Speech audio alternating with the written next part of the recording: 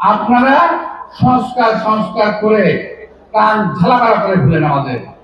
আমাদের অনেক মানুষ গ্রামে গঞ্জে দেখলাম, যদি কোথায় গেছিলাম, যে অমুক ভাইকে চেয়ারম্যান হিসেবে দেখতে চাই।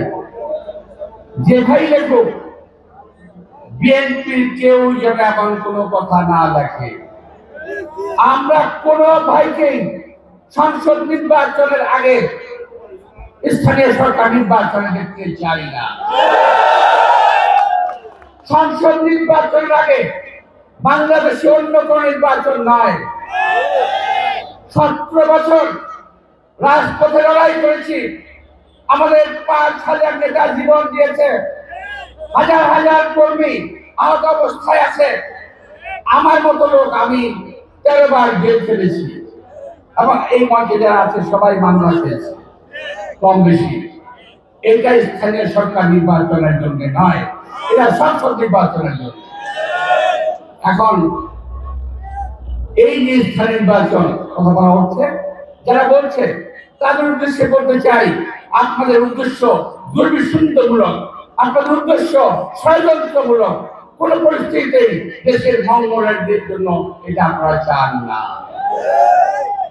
বিএনপির প্রভূত জনপ্রিয়তা দেখে, দেশনেত্রী বেগম খালেদা জিয়ার জনপ্রিয়তা দেখে, আমাদের নেতা শহীদ রাষ্ট্রপতি জিয়া রহমানের জনপ্রিয়তা দেখে, আজকে আমাদের তারেক রহমানের জনপ্রিয়তা দেখে ঈর্ষান্বিত কতিপয় মানুষ, কতিপয় দল, কতিপয় লোক বিএনপিকে একটি কোণে ছেড়ে দেওয়ার চেষ্টা করছে।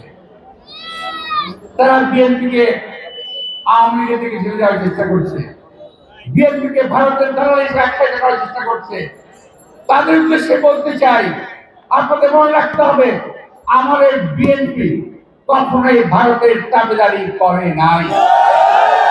যদি দাবিদারি করতো, শহীদ রাষ্ট্রপতি জিয়া রহমান আজও আমাদের জীবিত থাকতো, উনি মারা যেতেন না। উনি ভারতের দাবিদারি করেন না বলেই ওনাকে আত্মহত্যা হয়েছে, ওনাকে মরতে হয়েছে। অনেকেই আপনারা শুনছেন না, কিন্তু দলের বদনাম হচ্ছে, অপকর্ম করছে আরেকজন, নাম হচ্ছে বিএনপি। এই কথাটা খেয়াল রাখবেন, এটা খেয়াল রাখতে হবে। প্রিয় ভাইরা, এটা আসি, দ্রব্যমূল্য আমাদের অনেক বেড়ে গেছে, তাই না? দ্রব্যমূল্যের কারণে মানুষ আজকে অতিষ্ঠ হয়ে গেছে। এটাকে একটা সহনীয় পর্যায়ে আনতে হবে। এই কারণে আমি সরকারকে বলতে